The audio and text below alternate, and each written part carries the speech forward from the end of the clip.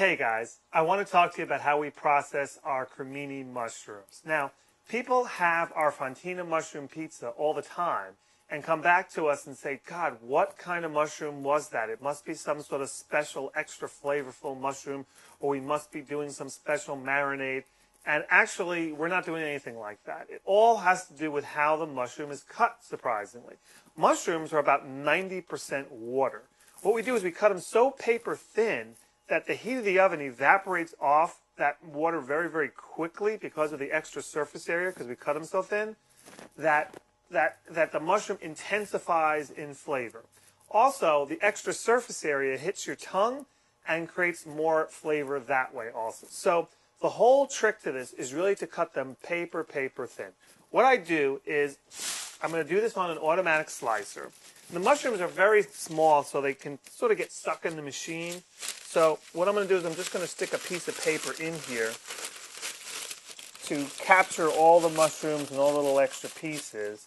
And then when they fall off, I'll just pull this off and put the mushrooms directly into a 6-pan. So what I'm going to do is I'm just going to cut the mushrooms in half. And I do this so that they can fit flat against the surface here. Get a nice clean cut. So I cut a few mushrooms in half. And then I take these and I layer them with the cut side down, flush to the board. And I put down the little press securely. And I let my automatic slicer do all of the work.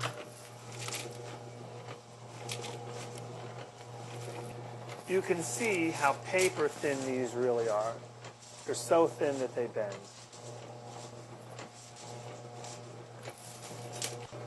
Now, once the slicer is no longer productive, there's still little bits of mushroom in there. What I'm going to do is I'm going to stop it and lift this up. And there's still little residues of mushrooms in there. I'm just going to layer more mushrooms. So this is a little tedious, but the slicer is really doing 90% of the work for us. Okay.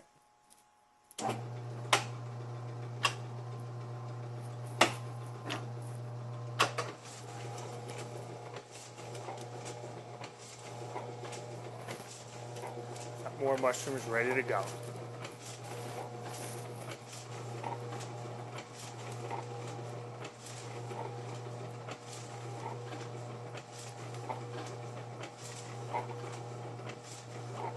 When I notice the slicer is being less productive, I go ahead and stop it. There's still little pieces of mushroom in there, but I'm going to layer on fresh mushrooms on top of it, just so that the weight arm here can get in there. Create more pressure, and then I just start again.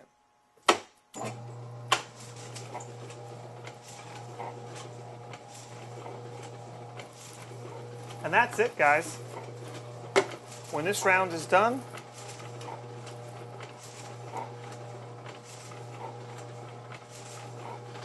I simply stop the machine.